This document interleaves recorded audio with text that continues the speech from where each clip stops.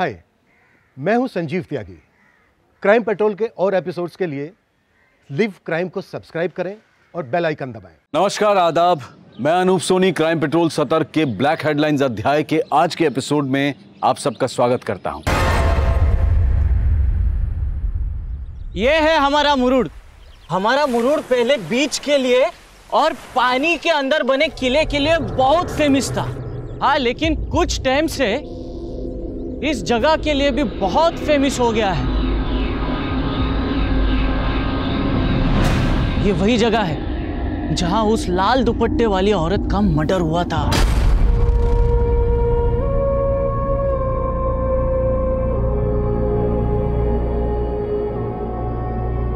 बहुत tragic story है उस औरत की। उसकी कहानी सुनोगे तो आपकी रूह कांप जाएगी। कहते हैं यहां किसी के इंतजार में वो औरत फोटो निकाल रही थी।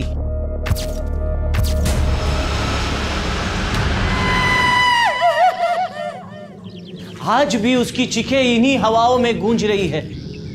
सुनाई दी? हाँ? दी सुनाई दी? No, this doesn't make any sense. क्यों फेंक रहे हो? इस तरह की तो कोई आवाजें नहीं सुनाई दे रही। सुनाई देगी साहब, सुनाई देगी। थोड़ा फील करेंगे ना तो सुनाई देगी। ये हमारे मनी साहब कभी झूठ नहीं बोलते, एकदम सच्ची घटना है ये। इधर आओ सर, इधर आओ। ये पेड़ देख रहे हो? बस इसी पेड़ पर उस औरत की लाश लटक रही थी। वो जगह और वो घटना जिसका जिक्र वो गाइड कर रहा था, वो उस क्षेत्र की एक चर्चित खबर थी। लोकल अखबारों में उसकी सुर्खियां भी छपी थी, जिस संवेदनशील था। हमारे देश में जहां आए दिन रेप और मर्डर की घटनाएं होती रहती हैं, ऐसे में इन घटनाओं के क्राइम सीन को आवागमन और गाइडिंग का व्यवसाय बना देना सही नहीं था। इसलिए इस पर तुरंत रोक लगा दी गई। लेकिन जो हुआ था उसका असल सच क्या था? जो कुछ भी हुआ था वो महज 2 महीने पहले हुआ था, लेकिन वो क्यों हुआ था, कैसे हुआ था, उसकी हकीकत वाकई हैरत अंगेज थी।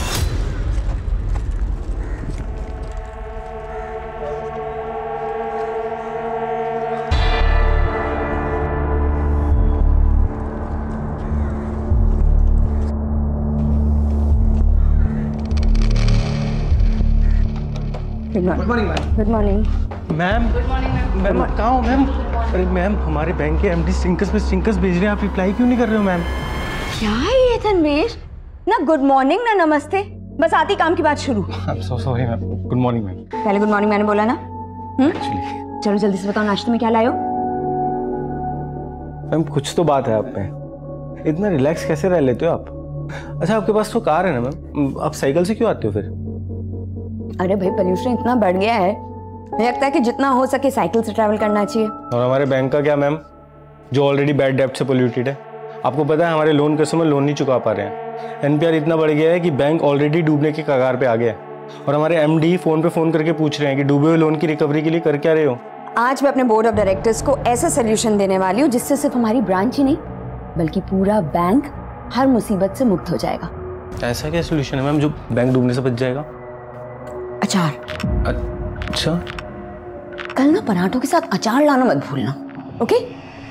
मैं हाथ धोकर आती हूँ।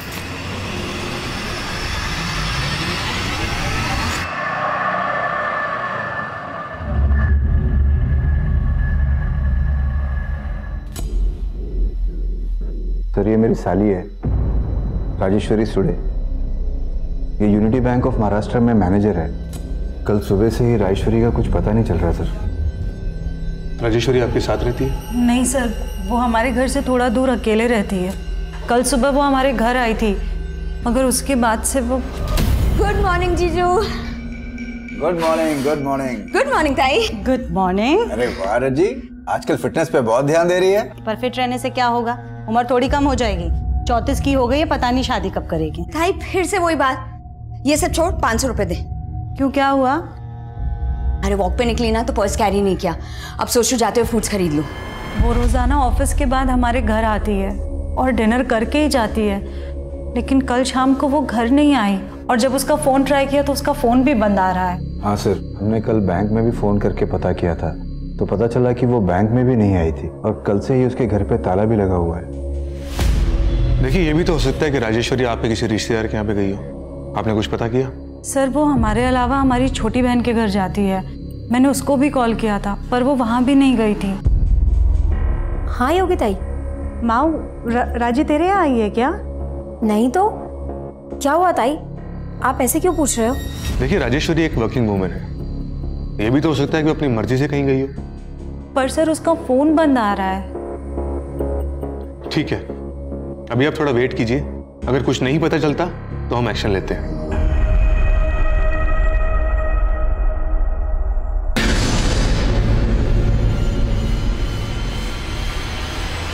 कि तुरंत इस केस को सुलझाने के लिए महाराष्ट्र पुलिस ने एक एसआईटी गठित की।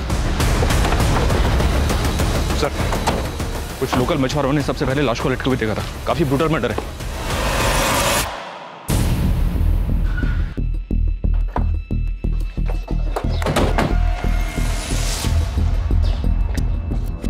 नमस्ते साहब। ये देखो साहब, जल्दी जल्दी मैं बस गाड़ी का आखिरी 4 नंबर लिखता हूँ और उनको रसीद दे देता हूँ। उसके बाद उसकी सारी डिटेल इस रजिस्टर में लिखता हूँ। मैं बताता हूँ साहब। XX 3715 साहब, ये 9 फरवरी को यहाँ पे आई थी 2:15 पे।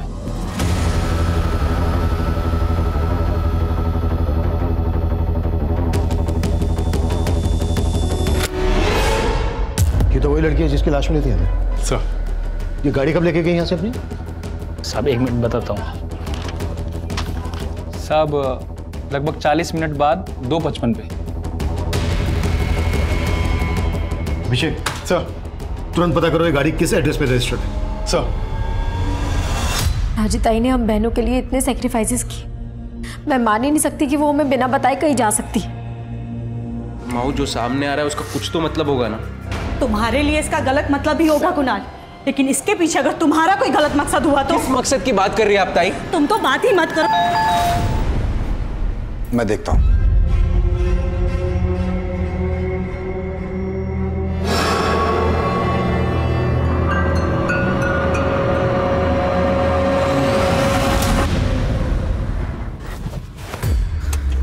अरे वाह, तू तो बहुत से गाड़ी दौड़ाने लग गई। पर अफसरों की गाड़ियां कब तक दौड़ाएगी? मैं क्रिमिनल्स दौड़ाती हूँ, अफसर की गाड़ी दौड़ाने के लिए पुलिस में भर्ती थोड़ी ना हुई थी। ठीक है मैडम, हम जानते हैं आपको खतरों से खेलने का शौक है, पर मेरे बारे में भी तो कुछ सोचो। तेरे बारे में ही तो सोच रही हूँ, इसीलिए तो तुझे ये टेम्पो लेकर दिया। अच्छा, अब मुझ पे ध्यान देना बंद कर और कमाई पर ध्यान दे। चल मैं निकलती हूँ। Okay madam.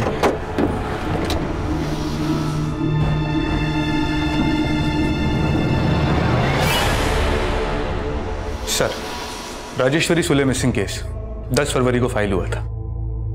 सुमन सर को फाइल देना। सर, तुम टेम्पो भी चला लेती हो? सर एक्चुअली वो टेम्पो मेरे हस्बैंड का है, लेट हो रही थी तो।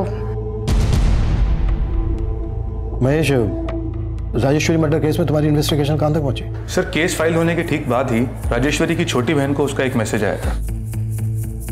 सर मैसेज में लिखा था कि राजेश्वरी मुंबई में है और कांटेक्ट करेगी कुछ दिनों में। सर, लेकिन राजेश्वरी का फोन लगातार बंद आ रहा था। सिर्फ एक मैसेज करने के लिए वो अपना फोन ऑन करे, ये बात कुछ समझ में नहीं आई, इसलिए हमने उसे घर में भी छानबीन की।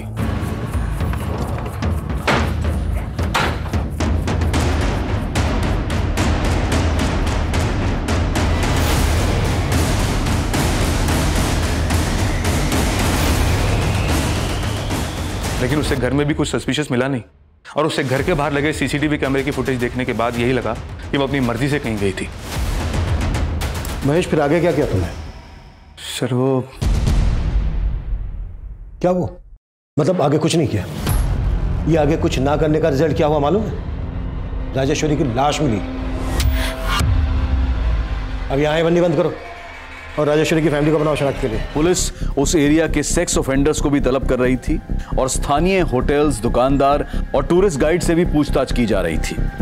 नहीं सर, ऐसी कोई भी टूरिस्ट को हमने नहीं देखा है। मैंने भी नहीं देखा इसको कहीं।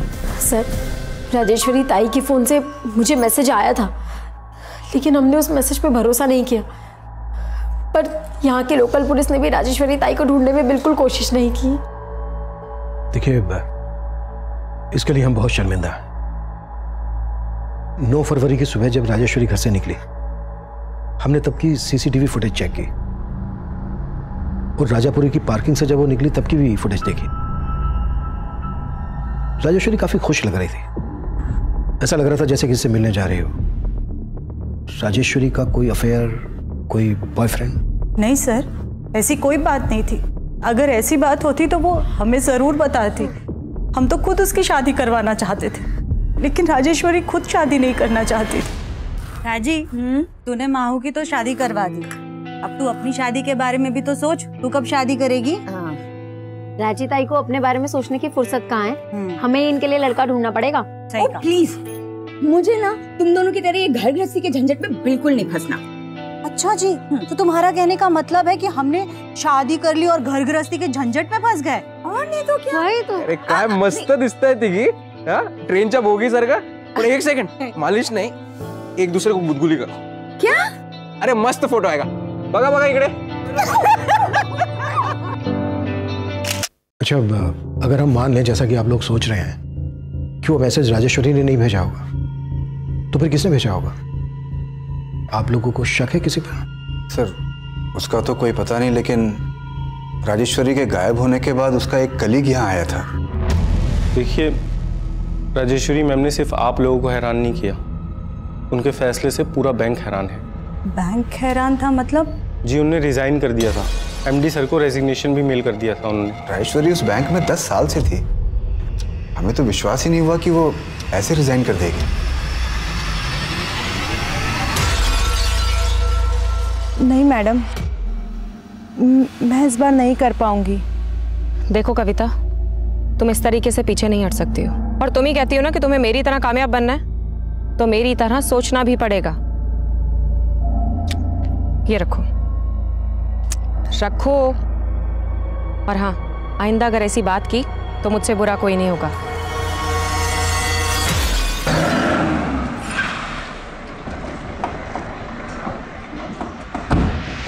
सर, आप गलत समझ रहे हैं सर। राजेश्वरी मैम के गायब होने से पहले ही उन्होंने रिजाइन कर दिया था। 8 फरवरी की शाम को, उस दिन वो ऑफिस में तो थी, खुशी खुशी मुझे सी ऑफ करके गई थी। मैम, कल के ब्रेकफास्ट का मेन्यू ना मैं आपको रात को मैसेज कर दूंगा, आप ना प्रूव कर देना। ठीक है, जो भी है, बस अचार मत भूलना। अचार? राइट, अचार जरूर लेके आऊँगा। तब भी उन्होंने कुछ नहीं बोला सर, और फिर अगले दिन वो ऑफिस ही नहीं आई, और तब मुझे हमारे एमडी ने फ़ोन करके बोला कि उन्होंने रिज़ाइन कर दिया। तो अगर राजेश्वरी ने रिज़ाइन किया है तो रिज़ाइन करने की वजह क्या होगी? Work pressure sir. सर, हमारे बैंक की हालत बहुत ख़राब है सर। कुल मिला के 118 करोड़ रुपए का लोन है जो हम रिकवर नहीं कर पा रहे, और हमारा एमडी रोज़ फ़ोन करके हमें स्टिंकर्स पे स्टिंकर्स भेजता है सर। तो इन डूबे हुए लोन्स के लिए राजेश्वरी कैसे रिस्पॉन्सिबल होगी? सर, अकाउंटेबिलिटी तो ब्रांच मैनेजर की ही होती है, लेकिन मुझे उनके मर्डर के बारे में सुन के ऐसा लग रहा है कि उनके साथ भी चीटिंग हुई है। चीटिंग? कैसी चीटिंग? सर, राजेश्वरी मैम के रिज़ाइन से पहले उनका अकाउंट बैंक बिल्कुल खाली हो गया था। जिस अकाउंट में 2 महीने पहले तक 45 लाख रुपए था, अब 45 रुपए भी नहीं है। राजेश्वरी के अकाउंट में 45 लाख रुपए थे? जी सर, 40 लाख रुपए का उन्होंने मॉर्गेज लोन लिया था। सर, राजेश्वरी के साथ जो भी हुआ ये हमारे लिए भी बहुत शॉकिंग था सर। शॉकिंग तो ये भी था कि रिजाइन देते ही उसका मर्डर हो गया। आई होप इसके तार आपके मैनेजमेंट से ना जुड़े हो। सर, ये महज एक इत्तेफाक है सर। इत्तेफाक तो ये भी है कि जो मैनेजर पिछले 10 साल से बैंक में काम कर रही थी वो अचानक से रिजाइन कर देती है। सर, शायद वो मेरी बात से हर्ट हो गई थी। सर, मैंने उसे हमारे ब्रांच के लोन डिफॉल्टर्स की रिकवरी के लिए सजेशंस मांगे थे, पर उसने जो भी सजेशंस दिए बहुत बकवास थे। हेलो राजेश्वरी, ये क्या ईमेल्स भेज रही हो तुम? हाँ? एक तो तुम लेट रिप्लाई करती हो, ऊपर से ये फालतू सजेशंस लिखकर भेजती हो मुझे। नहीं सर, मेरा सजेशन फालतू का नहीं है। हम सबको ही अपनी यूनिटी बैंक की इमेज बचानी है सर, इसलिए मुझे लगता है कि हमें अपने बैंक का नाम बदल कर ना स्वराज बैंक रख देना चाहिए। इससे हमारे शेयर होल्डर्स भी बढ़ेंगे और हमारे अकाउंट होल्डर्स भी। What rubbish! बैंक का नाम चेंज करने में कितना खर्चा है इसका अंदाजा भी है तुम्हें? तुम्हारे ये बकवास आइडियाज अपने पास रखो, यू अंडरस्टैंड दैट? और सर, फिर उसने अचानक से रेजिग्नेशन मेल कर दिया। मेल में उसने क्या लिखा दिखाएंगे? हाँ सर, उसमें लिखा था कि बैंक उसके सजेशंस नहीं मान रही है, इसलिए वो रिजाइन कर रही है। राजेश्वरी के रेजिग्नेशन मेल का कंटेंट उसके एटीट्यूड का एक अनोखा पहलू रख रहा था, लेकिन ये मेल, ये मैसेजेस राजेश्वरी ने ही भेजे हैं, इसकी जांच हो रही थी। और पिछले 2 महीने में राजेश्वरी अपने अकाउंट से 45 लाख रुपए निकाल चुकी थी। और चौंकाने वाली बात यह थी कि जिस घर को गिरवी रखकर राजेश्वरी ने 40 लाख का लोन लिया था, वो घर राजेश्वरी और उसकी बहन दोनों की पैतृक संपत्ति थी। लेकिन मौजूदा वक्त में वो घर राजेश्वरी के नाम था, जो इस केस में जायदाद में विवाद होने का अंदेशा भी दे रहा था। नहीं सर, हम बहनों के बीच में कभी कोई विवाद नहीं था। तो घर अकेले राजेश्वरी के नाम कैसे हुआ? क्योंकि राजेश्वरी ताई ऐसा चाहती थी कि हम वो घर उनके नाम कर दें। ताई देख, मैं जानती हूँ कि इस घर पे तुम दोनों का बराबर का हिस्सा है, पर अभी ना मैं तुम दोनों को 5-5 लाख रुपए दे रही हूँ। थोड़ा टाइम दो ताई, बाकी के पैसे भी दे दूंगी। बात पैसों की नहीं है राजी, लेकिन तुझे अचानक से घर अपने नाम क्यों चाहिए? वो कोई वजह है ताई, मैं अभी नहीं बता सकती। माझ्यावर विश्वास ठेवा। सर, राजेश्वरी ताई ने बहुत कुछ किया हम बहनों के लिए। योगी ताई की शादी के बाद बाबा गुजर गए थे, उनकी शादी का बहुत कर्जा था, लेकिन राजेश्वरी ताई ने दिन रात एक करके वो सारा कर्जा चुकाया था। बचपन से ही मेरी छोटी बहन महेश्वरी का पैर खराब था, इसलिए खुद मुझली राजेश्वरी ने शादी ना करके पहले महेश्वरी की शादी करवाई। उनकी बहुत एहसान है हम बहनों पर, इसलिए बिना कोई सवाल किए हमने वो घर उनके नाम कर दिया था। और सर, बदले में राजेश्वरी हमको 5-5 लाख रुपए दे रही थी, लेकिन हमने उससे वो भी नहीं लिए। उसने घर अपने नाम करवाते 40 लाख रुपए का मॉर्गेज लोन लिया था। ऐसी क्या जरूरत आ गई थी जो अचानक से घर गिरवी रख दिया उसने? सर, उसने घर गिरवी रखा था ये हमको नहीं पता है, और ऐसी तो कोई ज़रूरत नहीं थी राजेश्वरी को। सर, हमें बिल्कुल भी अंदाज़ा नहीं है कि राजेश्वरी ताई ने घर गिरवी रखकर 40 लाख रुपए का लोन लिया होगा। पर सच है, पता किया हमने, और राजेश्वरी ने अपने बैंक से तुम्हारे पति को 2 करोड़ का लोन दिलवाया था, और पिछले 6 महीने से उस लोन की एक भी EMI नहीं भरी है तुमने। सर, वो मेरा बिजनेस घाटे में जा रहा है, मगर इसका ये मतलब नहीं है कि मैं लोन रीपे नहीं करूंगा। सर, कुणाल की तो नियत ही नहीं थी लोन चुकाने की। इसी बात पे राजेश्वरी थोड़ा उससे अपसेट रहती थी। सर, तुम्हें अंदाजा भी है कि तुम्हारी वजह से मेरी इमेज कितनी खराब हो रही है बैंक में? कोशिश कर रहा हूँ ना। कोई कोशिश नहीं कर रहे हो तुम। देखो, मैं बोल रही हूँ, अगर तुमने लोन पे नहीं किया ना तो बहुत स्ट्रॉन्ग केस बनाऊंगी तुम्हारे खिलाफ। और सर, उस दिन के बाद से राजेश्वरी ने कुणाल से बात करना भी बंद कर दिया था। सर, आप बेकार शक कर रहे हैं। इन सारी बातों का राजेश्वरी के मर्डर से कोई लेना देना नहीं है। सर, क्या हुआ संतोष? सुमन कहाँ है सर? सुमन तो अभी तक नहीं है जॉब पे। सर, क्या बात कर रहे हैं? वो कल रात से नाइट ड्यूटी से घर नहीं पहुंची है। कल कोई नाइट ड्यूटी नहीं थी सुमन की, और रात को 10 बजे चली गई थी।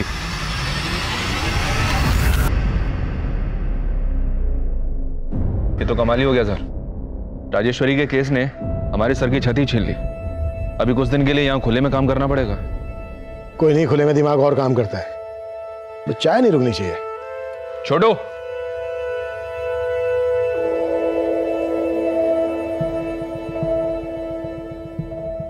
40 लाख रुपए के लिए अपना मकान गिरवे रखना और गायब होने से पहले अपना बैंक अकाउंट खाली कर देना। और राजेश्वरी आखिरी बार जब अपनी बड़ी बहन से मिली थी तो 2000 रुपए उधार लेकर गई थी। ये सब छोड़, 500 रुपए दे। क्यों, क्या हुआ? अरे वॉक पे निकली ना तो पर्स कैरी नहीं किया, अब सोच रही जाते हुए फ्रूट्स खरीद लूं। 500 छुट्टे तो नहीं है, 2000। कोई बात नहीं जीजू, 2000 दे दो। उस वक्त तक उसका बैंक अकाउंट खाली हो चुका था। ऐसा लग रहा है जैसे उसको कोई ब्लैकमेल कर रहा था। धीरे धीरे उसको कंगाल किया और उसके बाद रेप करके उसका मर्डर करके फेंक दिया उसको। और क्राइम ऐसी जगह पर गया कि जैसे लगे कि किन्हीं रैंडम ऑफेंडर्स का काम है। लेकिन सर, राजेश्वरी के कॉल रिकॉर्ड्स में कुछ भी शक करने जैसा मिल नहीं रहा है। राजेश्वरी की जिंदगी तो संदेहों से भरी पड़ी है। उसकी गाड़ी नहीं मिली अभी तक। उसकी गाड़ी ढूंढने पर जोर दो, शायद उससे हमें कोई लीड मिल जाए। और राजेश्वरी की दोनों बहनों और उसके दोनों जीजाओं को खंगालो। राजेश्वरी के घर की भी अच्छे से तलाशी लेनी होगी। सर, इंस्पेक्टर महेश की टीम की एसआई सुमन अचानक से कहीं गायब हो गई है सर। व्हाट? महेश और उसकी टीम ने राजेश्वरी को ढूंढने की कोशिश ही नहीं की, और अब जब से हम इस केस पर आए हैं उनकी टीम की एसआई सुमन गायब हो गई। माजरा क्या है ये? वॉचमैन, दरवाजा खोलो, ब्रेक खत्म हुआ। वॉचमैन, बंद करो उसको। गाइस, हमारा ये लंच ब्रेक है ना, परमानेंट ब्रेक बन गया है। हमारा बैंक गवर्नमेंट ने टेक ओवर कर लिया है। हमारे एटीएम, ऑनलाइन ट्रांसफर सब सीज हो चुके हैं। अभी हजार रुपए निकालने के लिए बाहर हजारों की लाइन लगेगी। हमारी वाट लगने वाली है। ये केस कई उतार चढ़ाव देख रहा था और चौंकाने वाला पहलू एएसआई सुमन का गायब होना था। एसआईटी इस केस पर भी नजर बनाए हुए थी और राजेश्वरी से जुड़े लोगों पर भी नजर रखी जा रही थी। वहीं राजेश्वरी की कार के तलाश के साथ साथ उसके घर में भी उसके कातिल तक पहुंचने के सुराग ढूंढे जा रहे थे। और फिर कुछ ऐसा हुआ जिसने इस केस को घुमा कर रख दिया।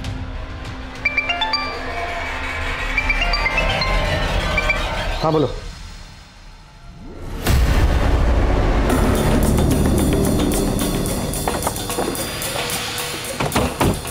बेटा खड़ी। राजेश्वरी की कार में एएसआई सुमन की लाश, और अब राजेश्वरी की कार में हमें एएसआई सुमन की लाश मिलती है। अब तक हम ये मानकर चल रहे थे कि किलर ने ही राजेश्वरी की कार को गायब किया होगा। तो क्या जो राजेश्वरी का कातिल है उसी ने सुमन को भी? लेकिन सर, सुमन को गायब करने के पीछे इंस्पेक्टर महेश सुमन के पति पे शक जता रहा था। सर, सुमन ने संतोष से दूसरी शादी की थी क्योंकि संतोष सुमन का देवर है। एक मिनट, तुम्हें सुमन के पति संतोष पे शक क्यों है? क्योंकि सर, सुमन का पहला पति उसको बहुत मारता था, फिर वो उसको छोड़कर दुबई चला गया और उसके बाद संतोष ने सुमन से शादी कर ली। और अब जब संतोष भी सुमन के साथ मारपीट करने लगा तो सुमन बहुत परेशान थी सर। संतोष की वजह से मैं काम पर फोकस नहीं कर पा रही हूँ और उसको मेरा घर लेट आना पसंद नहीं है, इसलिए मैं सोच रही हूँ कि मैं जॉब ही छोड़ दूँ। सर, मैंने उसके पति से बात करके उसको काफ़ी समझाने की भी कोशिश की थी, लेकिन अब जब सुमन की लाश मिली है तो मुझे पूरा यकीन है कि संतोष ने सुमन का कत्ल किया।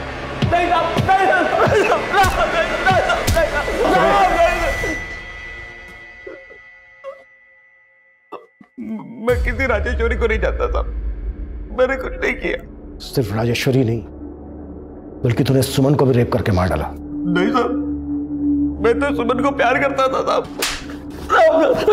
प्यार नहीं करता था, मारपीट करता था उसके साथ। तो तेरा बड़ा भाई भी यही करता था ना? मैं अपने बड़े भाई जैसा नहीं था साहब, मैंने तो सुमन को चल्ला से बचाया था। उन्होंने सुमन की जिंदगी बर्बाद करके रख दी थी, बिल्कुल नरक की तरह। ऊपर से उसको छोड़ के दुबई चला गया, उधर उसने दूसरी शादी बना ली। सुमन के तो माँ बाप भी नहीं थे साहब, मुझे सुमन से हमदर्दी थी, इसलिए मैंने उससे शादी कर ली। शादी के बाद मैंने उसका पढ़ाई भी पूरा कराया, फिर वो पुलिस में भर्ती हो गई। सुमन खुद बोलती थी कि मैंने उसकी जिंदगी बनाई, अब भला मैं उसकी जिंदगी काय को छीनूंगा साहब? उल्टा वो सब इंस्पेक्टर महेश ने मेरी सुमन को मुझसे छीना है। ये सब इंस्पेक्टर महेश ने? हाँ साहब, तो आए दिन सुमन को अपने घर ले जाता था रात को। वो बेचारी मुझे बता भी नहीं पाती थी साहब, पर मैंने बाद में पता कर लिया। कहाँ थी तू? कहाँ थी मतलब? जॉब से आ रही हूँ। अच्छा, झूठ बोल रही मुझसे? हाँ, मैंने तुझे उस सब इंस्पेक्टर के साथ जाते हुए देख लिया था। तेरा चक्कर चल रहा ना उसके साथ? तुम गलत समझ रहे हो संतोष। अच्छा, तो क्या काम था इतनी रात को वहां पर? हाँ, क्या बताऊं संतोष, वो कमीना मेरे साथ जबरदस्ती कहता है कि उसकी बात नहीं मानूंगी तो सस्पेंड कर देगा मुझे। मेरा काम छूट गया था साहब। सुमन ने मेरे को टेम्पो लेके दिया, कर्जा लेके, पर मेरे को नहीं मालूम था साहब कि वो घर चलाने के लिए उसकी जुल्म सह रही थी। देखिए सर, मैं मानता हूँ कि सुमन और मैं एक कलीग से कुछ ज्यादा ही थे। दरअसल बात यह है कि सुमन अपने पति से काफी तंग आ गई थी और यही कारण है कि हम दोनों करीब आ गए थे। संतोष को हम पर शक होने लग गया है। तुम संतोष से इतना घबराते क्यों? डिवोर्स दे दो ना उसको। सर, सुमन मेरे साथ रिलेशन भी बना रही थी और अपने पति को भी नहीं छोड़ रही थी। इसलिए तुमने उसको? नहीं सर, मैंने ऐसा कुछ नहीं किया। जरा आप खुद सोचिए ना, अगर मैंने ऐसा कुछ किया होता तो मैं सुमन की बॉडी को राजेश्वरी की गाड़ी में डंप क्यों करता? मुझे फंसाया जा रहा है सर, मैं बेकसूर हूं और यही सच है। वाह, क्या बात है। मेरी और राजेश्वरी की अनबन को बढ़ा चढ़ाकर आप लोगों ने मुझे अंदर करवाने की पूरी कोशिश कर डाली थी। तू अपनी बीवी का मुंह बंद करवा सकता है, लेकिन हम क्यों चुप रहते? जो सच था बोल दिया। आप लोगों ने अखबार नहीं पढ़ा? राजेश्वरी की गाड़ी में एक पुलिस वाली की हत्या हुई है। अच्छा, मतलब उसके साथ भी तेरा चक्कर था? क्या बकवास कर रहे हो दादा? मैं अच्छी तरह समझता हूँ तुम क्या खेल खेल रहे हो। मुझे अंदर करवा के मेरी बीवी को बहका दोगे और वो पुश्तैनी घर खुद हत्या लोगे। अभी निकल यहाँ से, बहुत हो गया तेरा, चल निकल यहाँ से। राजेश्वरी और सुमन की पोस्टमार्टम रिपोर्ट में काफी समानताएं हैं। राजेश्वरी की लाश लाल दुपट्टे से लटकी हुई मिली थी। लेकिन सर, सुमन मर्डर की क्राइम लोकेशन पे हमें कोई लाल कपड़ा नहीं मिला है। आखिर किलर के दिमाग में चल क्या रहा था जो उसने इस तरह से? सुमन के कॉल रिकॉर्ड्स चेक किए मैंने सर। उसके कॉल रिकॉर्ड्स में इस कविता का नंबर मिला है। सुनीता के मर्डर वाले दिन से ही कविता का फोन स्विच ऑफ है और ये नंबर राजापुरी के एड्रेस पर रजिस्टर्ड है। राजापुरी? मर्डर वाले दिन राजेश्वरी को राजापुरी की पार्किंग में देखा गया था उसकी कार के साथ। मुझे इस कविता की सारी इंफॉर्मेशन चाहिए। सर राजेश्वरी के छोटे जीजा कुणाल का इस यूसुफ के साथ कनेक्शन मिला है। यूसुफ शेख? ये तो बेटिंग माफिया है ना? जी सर। पर ये तो काफी दिनों से अंडरग्राउंड था। एक और बात सर पता चला है कि कुणाल राजेश्वरी को पहले से जानता था, कॉलेज में दोनों साथ ही पढ़ते थे।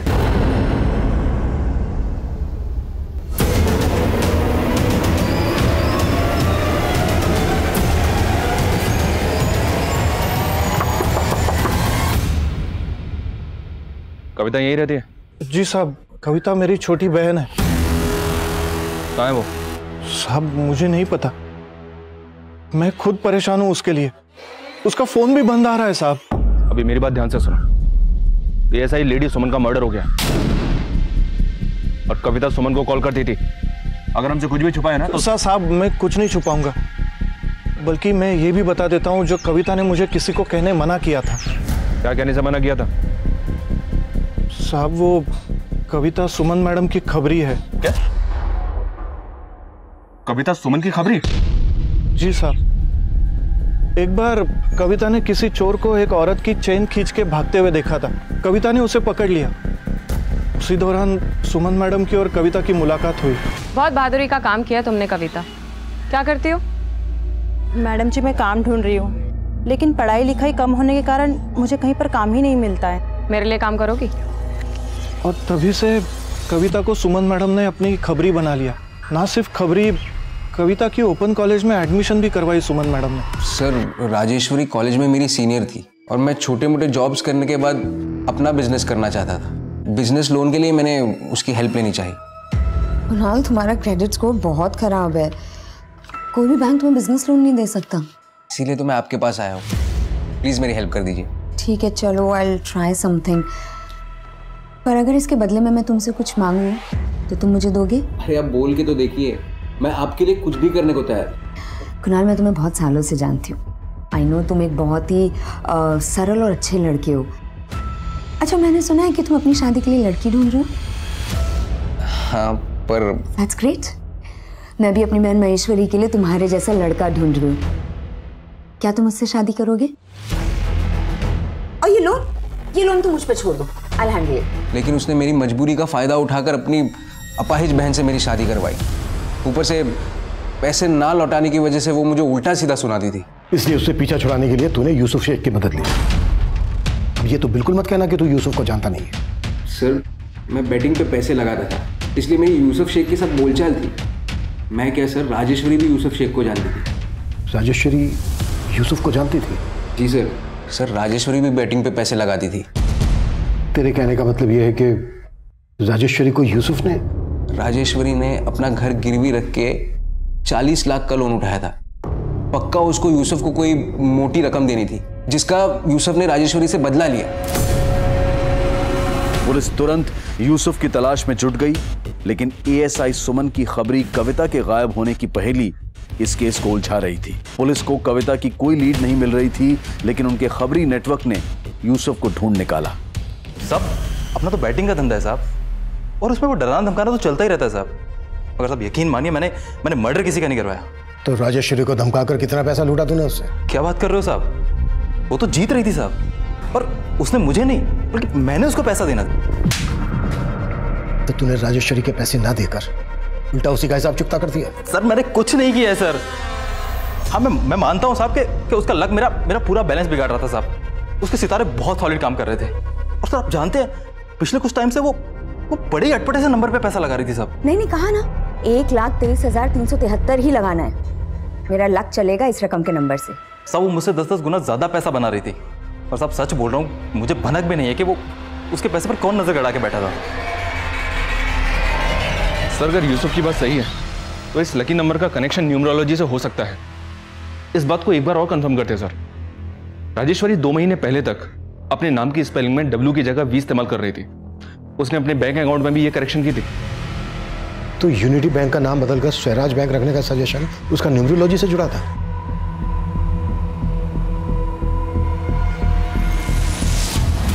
विजय, राजेश्वरी के घर में मैंने एक न्यूमरोलॉजी की किताब देखी थी, वो किताब मंगवाओ, शायद उससे हमें कुछ मिल जाए। सर।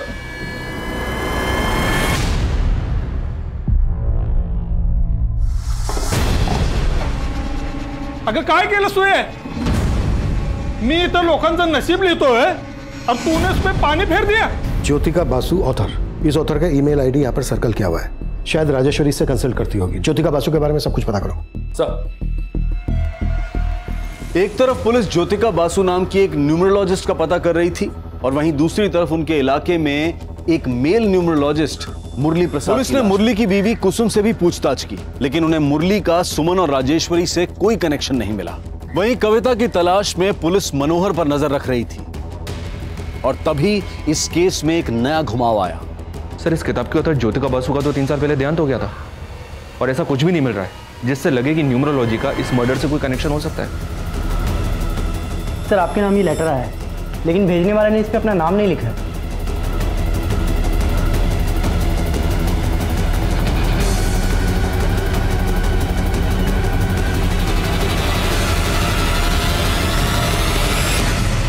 चौंकिए मत, मैं ज्योतिका बसु और 3 मार्च को आपके मुरुड में एक और शहनाई बजाने वाली हूँ।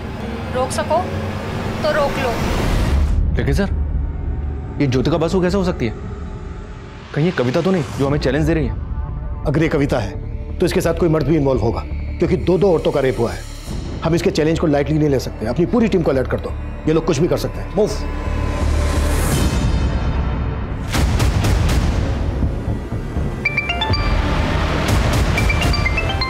हेलो,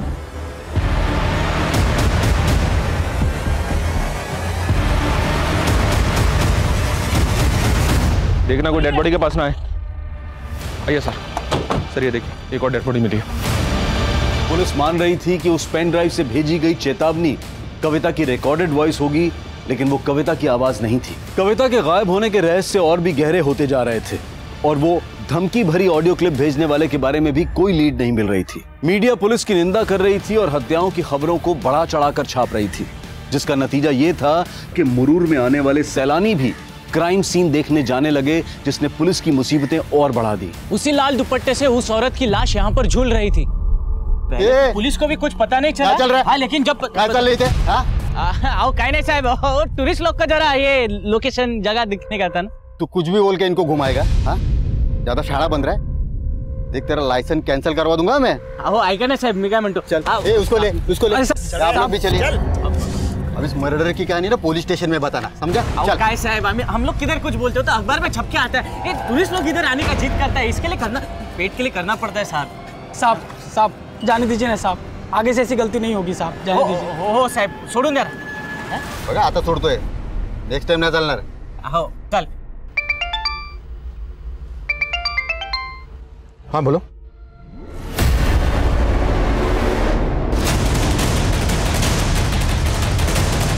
सर,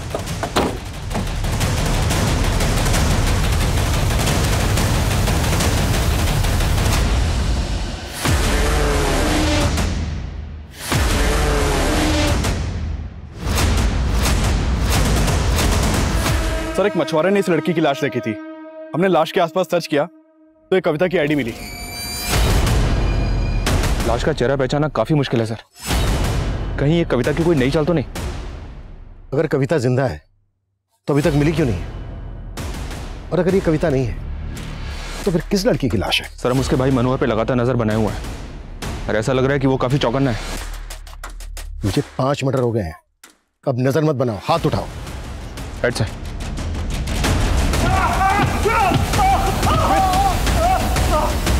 चल चल, बोल। मैं सच बोल रहा हूँ, कविता कहाँ है मुझे नहीं मालूम साहब। मालूम नहीं है या तू भी उसके साथ मिलके कांड कर रहा है?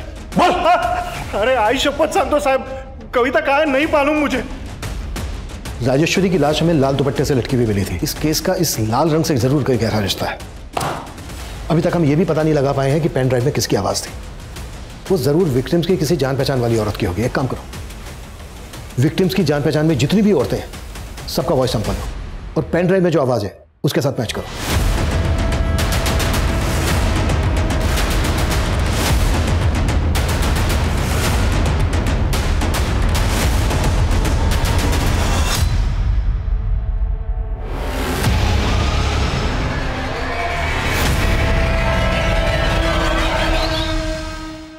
मैं ज्योतिका बसु, राजेश्वरी, सुमन और मुरली की पुंगी मैंने ही बजाई। सब कुछ जांचने परखने के बाद ही हम इस नतीजे पर पहुंचे हैं किस पेन ड्राइव में तुम्हारी आवाज है। अब ये बोलो क्यों किया ये सब, और कौन कौन लोग मिले हुए हैं तुम्हारे साथ? कुसुम जैसी अबला को नहीं मारता मैं साहब, उसकी तो मजबूरी ही मेरा मजा थी। ये राजेश्वरी कैसे मिली तुझे? साहब उसके बैंक में मिली थी। हेलो, हाय, मैं आपका कस्टमर बैंक का, याद है आपको? आपके अकाउंट खुलवाया था। हाँ? अरे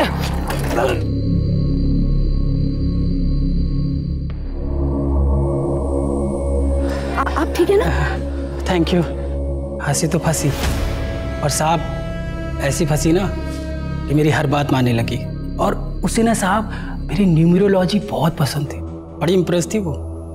और ये ज्ञान मैंने सीखा था कुसुम के पति से, और इसी विद्या से मैंने राजेश्वरी की किस्मत एकदम सेट कर दी। खेमू, तुम्हारी प्रेडिक्शन एकदम एक्यूरेट निकली। मैं सट्टे में 7 लाख रुपए जीती हूँ। बहुत बढ़िया, बहुत बढ़िया। लेकिन मेरी बात मानो, अगर लाइफ में कुछ बहुत अच्छा करना है ना तो कुछ चेंजेस करने पड़ेंगे। ये जो तुम्हारे घर का हाउस नंबर है ना, मुझे ऐसा लगता है तुम्हारे लिए लकी नहीं है। मेरी बात मानो, ये घर बेच दो। मेरी हर बात मानने लगी थी वो, लेकिन साहब इस मंदी में उसका घर बिक नहीं रहा था, तो मेरे कहने पर उसने अपना पुश्तैनी घर अपने नाम पे करवा लिया और उसमें 40 लाख का मॉर्गेज लोन लिया साहब। वो ये चाहती थी कि वो उस पैसे से फ्लैट खरीदे, लेकिन मैं तो फ्लैट खरीदवाना नहीं चाहता था, मैं तो उस पैसे को उड़ाना चाहता था ना साहब। इसीलिए मैंने उसके दिमाग में भरा कि वो जिस बैंक में काम करती है ना, अगर उस बैंक का नाम बदलवा के काम करेगी ना तो बहुत फायदा होगा। और तेरे कहते ही राजेश्वरी ने रिजाइन कर दिया, और फिर तूने राजेश्वरी को सारे पैसों के साथ मुरुड़ के उस खंडर में बुला लिया। फिर मैंने राजेश्वरी के मोबाइल से उसकी छोटी बहन महेश्वरी को मैसेज किया। आप लोग तो जी जान से केस में लगे हुए थे, पर मैं भी चौकन्ना था, और वो खबरी दुगनी चौकन्नी। मैंने देखा वो लड़की राजेश्वरी की कार का फोटो सबको दिखा रही है, मुझे भी दिखाया। मैं अलर्ट हो गया, मैंने उसका पीछा किया, और मौका मिलते ही राजेश्वरी की कार के पास आ गई। और जब उसे कविता नहीं मिली तो उसने कविता को फ़ोन किया, और तब मैं वहाँ पहुँच गया। हेलो मैडम, आपकी कविता तो अब रही नहीं। कौन हो तुम? और आप भी अब कहीं की नहीं रहोगे। क्यों मारा इतनी औरतों को? साहब मुझे कामकाजी औरतें बिल्कुल पसंद ही नहीं है। मेरी औरत वो भी जॉब करती थी साहब, और मुझे घमंड दिखाती थी। मैं ठहरा निकम्मा साहब। सबसे पहले मैंने उसका ही घमंड किया, उसको मार के गायब कर दिया। और फिर उसके बाद अंजलि, पुष्पा, मंजू, जाने कितनी आई साहब, सबको मार दिया मैंने। तूने अपने गुरु मुरली को क्यों मारा? आप लोग किलर की तलाश में किसी अंक ज्योतिष को ढूंढ रहे थे ना, तो आपकी तलाश को लाइलाज करने के लिए मैंने अपने ही गुरु को मार दिया। और फिर आप सबको गुमराह करने के लिए मैंने कुसुम को अपने इशारे पर नचाया। चौंकिए मत, मुरली की पुंगी मैंने ही बजाई। फिर वो पेन ड्राइव आप लोगों को पोस्ट कर दी, और आप लोग लगे पेन ड्राइव की गुत्थी सुलझाने, और इधर मैं कामकाजी औरतों को एक एक करके मारता गया।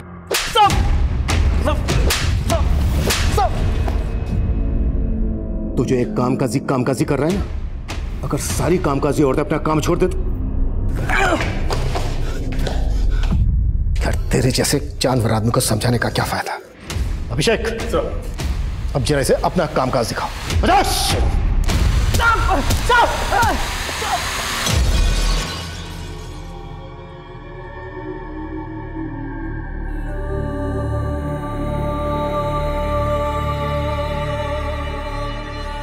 औरतों को लेकर खेमू की मानसिकता आज भी हमारे पुरुष प्रधान समाज की वास्तविकता है। खेमू एक ऐसा सिरफिरा था जो अपनी बीवी समेत 15 औरतों का शोषण करके उन्हें मौत के घाट उतार चुका था। खेमू की गिरफ्तारी से हत्या और रेप के कई अनसुलझे केस सुलझ गए जो काफी अरसे से बैकलॉग में थे। कोरोना वायरस से बचाव के लिए सरकार और प्रशासन ने कई कदम उठाए हैं। ये जरूरी है कि हम उनके द्वारा दिए गए निर्देशों का सही तरह से पालन करें, अफवाहों पर विश्वास न करें, डर का माहौल न बनने दें। हमें पूरा विश्वास है कि हम सब एक साथ मिलकर इस आपदा को जड़ से मिटाने में सफल होंगे। अब मैं अनूप सोनी आपसे विदा लेता हूं। फिर मुलाकात होगी क्राइम पेट्रोल सतर्क के ब्लैक हेडलाइंस अध्याय में एक और नए केस के साथ। और याद रखें, क्राइम और आपके बीच में सिर्फ इतना फर्क है कि आप कितने सतर्क हैं। सतर्क रहें, सुरक्षित रहें। जय Hind. For more updates, subscribe to our channel, click the show links and enjoy watching the videos.